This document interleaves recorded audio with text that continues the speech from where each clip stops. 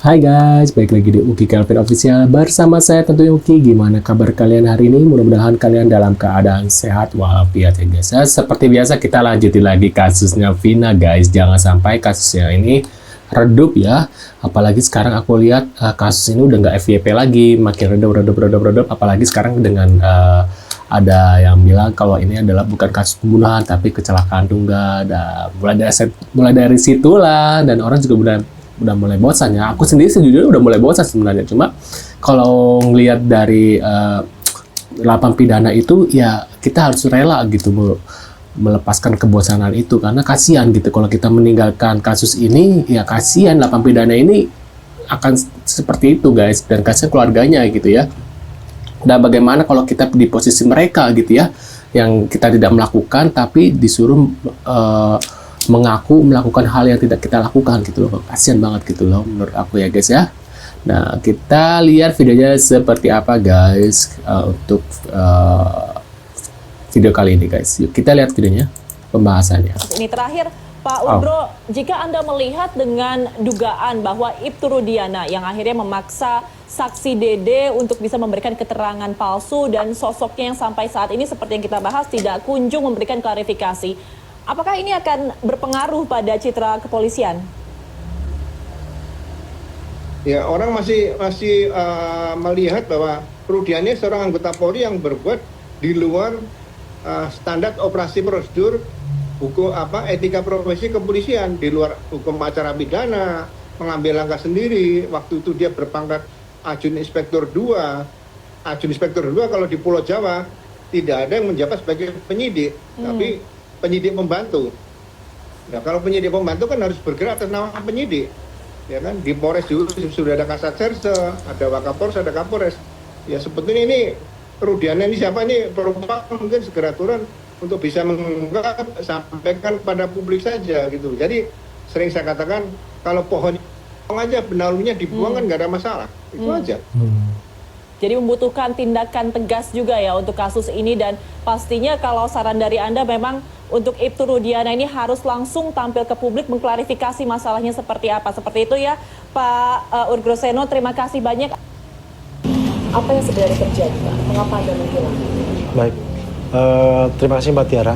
Tentunya yang pertama saya mohon maaf kepada seluruh warga negara Indonesia. Saya sampaikan saya bukan menghilang.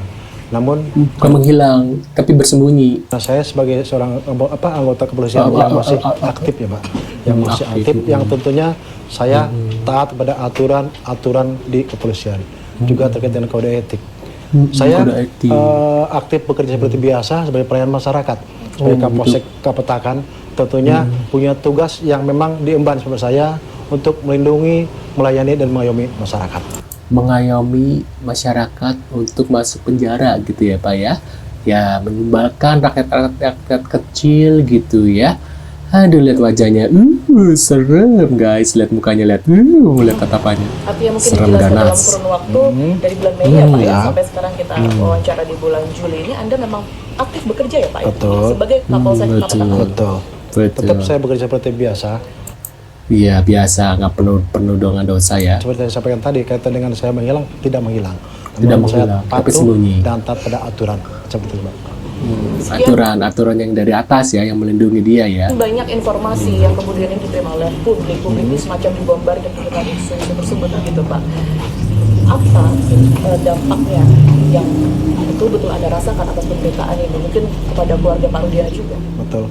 Kaitan dengan informasi yang beredar sekarang di media dan lain-lain, tentunya sangat besar kami rasakan. Terutama buat anak saya, keluarga, semuanya di rumah. Ya. Kaitan dengan sehari-hari di sekolah maupun dalam pergaulan. Pergaulan. Mudah-mudahan anaknya ini ya, ya guys ya, biar ngerasain nih kelakuan bapaknya kayak sangat berat. Namun demikian kami tetap kuat. Kami tambah kuat ya, karena apa? Karena ada yang melindungi gitu ya Pak ya. Gue tabak juga nih. Aneh bin ajaib bahwa di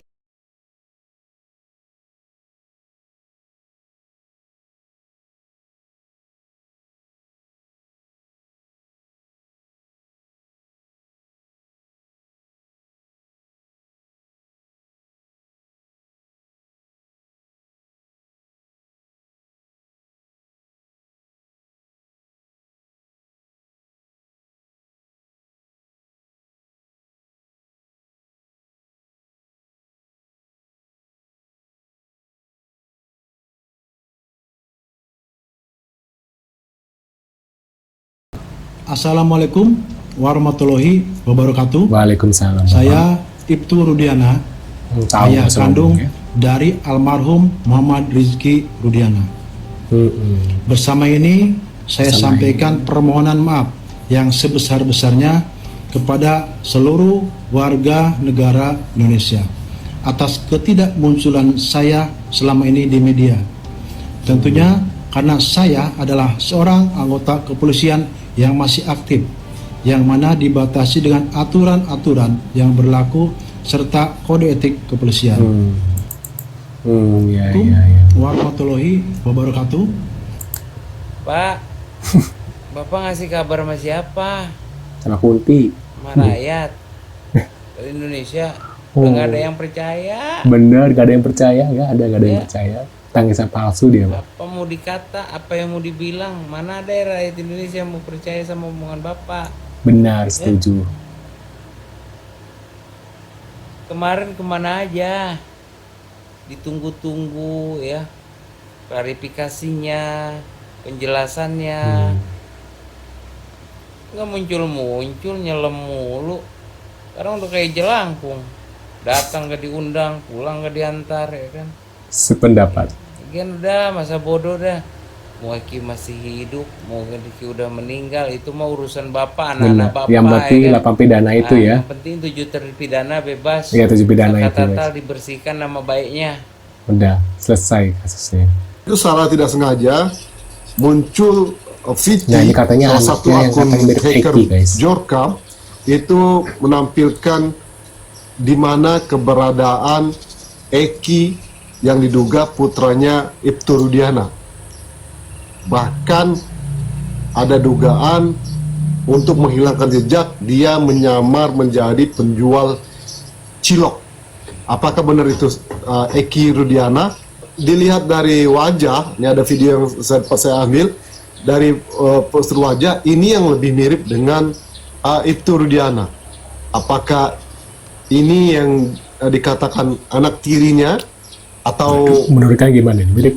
bukan? Nah, ini berkaitan juga ini, ya. Kenapa Ibtu Rudiana kok terkesan diam, bungkam, ya, setelah melihat CCTV?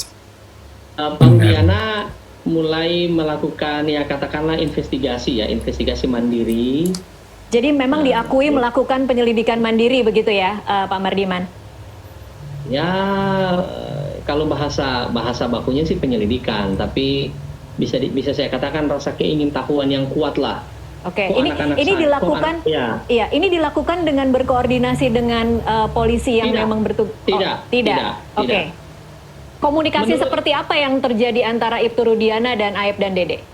Nah, jadi kemudian klien kami ini melakukan ya investigasi kecil-kecilan lah ya. Jadi bukan hanya mereka sebenarnya, Mbak, ada banyak orang yang ditanya-tanya sama beliau. Oke.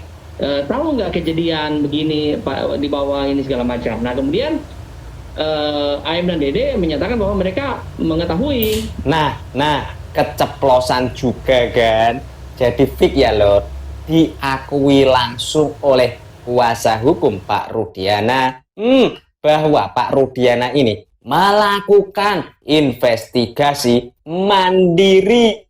Jabang baik, emang boleh Satreskrim Narkoba melakukan investigasi yang kejadian kriminal? Emang boleh? Itu jan angel loh. Ada saatnya juga keceplosan dan diakui ya. Dikatakan ke ini loh, penyelidikan kecil-kecilan, lur, nangil loh. Dan dia mendapatkan kesaksian dari si Matalang. Dan Dede pun membantahnya bahwa kesaksiannya si Dede itu atas suruhan si Aep beserta Rudiana. Bayaranmu dipotong loh ya, nggak sesuai janji awal. Soalnya kamu sudah keceplosan ini Pak. Jajan angin. Viralkan kuasa hukum Rudiana keceplosan mengatakan Pak Rudiana melakukan investigasi mandiri alias penyelidikan kecil-kecilan. Jabang bayi angel-angel. Ibtu Rudiana Ibtu Rudiana sudah memunculkan dirinya ke publik. Beliau bilang, saya ini bukan menghilang, tetapi saya adalah anggota Polri yang aktif, sehingga saya harus mengikuti tata cara, prosedur, dan kebijakan-kebijakan yang telah diatur oleh institusi. Itu benar sekali. Yang dilakukan beliau adalah benar. Tetapi, institusi Polri harus berbenah. Pilihlah Pak orang-orang yang memang pantas untuk diberi jabatan, dan yang tidak pantas untuk diberi jabatan, bukan hanya karena subjektivitas, suka atau tidak suka, geng atau tidak gitu ya, dari kacamata rakyat begitu. Saya ini orang yang tidak akan menjatuhkan institusi Polri. Kita ini masyarakat Indonesia mendukung pembersihan oknum dari badan institusi Polri. Untuk kasus Vina, saya juga percaya kalau itu kecelakaan seperti yang dikatakan oleh Ibu Titin. Kecelakaannya seperti apa dan karena apa? Nah, itulah hanya Tuhan dan Rudy yang tahu. Begitu.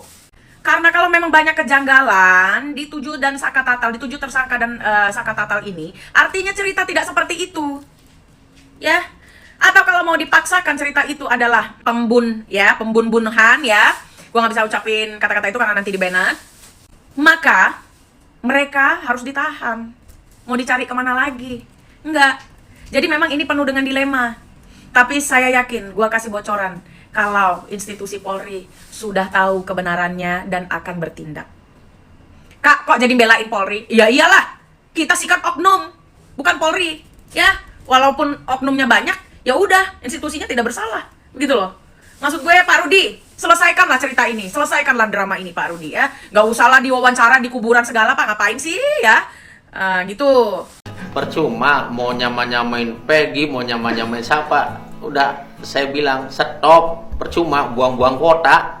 Emang gak ada peristiwa itu. Kalau Anda menganggap ada pembunuhan, peristiwa pembunuhan ada, peristiwa pemerkosaan ada, dan menganggap adalah tempatnya ada di belakang setim, berarti Anda adalah komplotan AFM. Intinya Pak, ya keterangan dari saya sama Aib itu ya udah tidak ada, udah intinya sama sekali peristiwa itu. Hanya gini loh. Jadi kalau ada orang yang masih muter-muter bahwa ada pembunuhan, ada pemerkosaan di belakang setim, berarti orang itu sebenarnya bagian dari Aib. Berarti percaya pada keterangan Aib. Satu sisi nyuruh Aib ditangkap, satu sisi nyuruh Aib dihukum, tapi di sisi lain keterangan Aib dipercaya. Gimana sih? Meminta agar CCTV-nya juga dibuka. CCTV yang dibuka bisa dua. Yang pertama, kalau ingin mengejar tuduhan pelemparan, buka CCTV-nya Indomaret. Karena posisi mereka, SMP 11 itu di sampingnya ada Indomaret. Kalau kemudian CCTV terjadinya peristiwa kematian Eki dan Vina, itu kan ada di flyover. Kemudian dari sisi letak geografis, saya juga ada pertanyaan besar dari saya. Pertanyaan besarnya adalah, peristiwa Eki dan Vina meninggal itu di flyover berada di posisi Kabupaten Cirebon. Tetapi kenapa ditangani oleh Polresta Cirebon? Ini juga pertanyaan yang mesti dijawab sebenarnya dari sisi aspek SOP penanganan yang harus dilakukan. Itu saja. Wah, menurut kalian gimana nih? Tulis di kolom komentar. Terima kasih sudah hadir dan jangan lupa bantu subscribe Uku Kelvin dan sampai jumpa di video selanjutnya guys. See you, sehat-sehat selalu ya supaya kalian maksudnya siapa? Supaya kalian nonton video-video aku selanjutnya. Maaf guys. See you guys.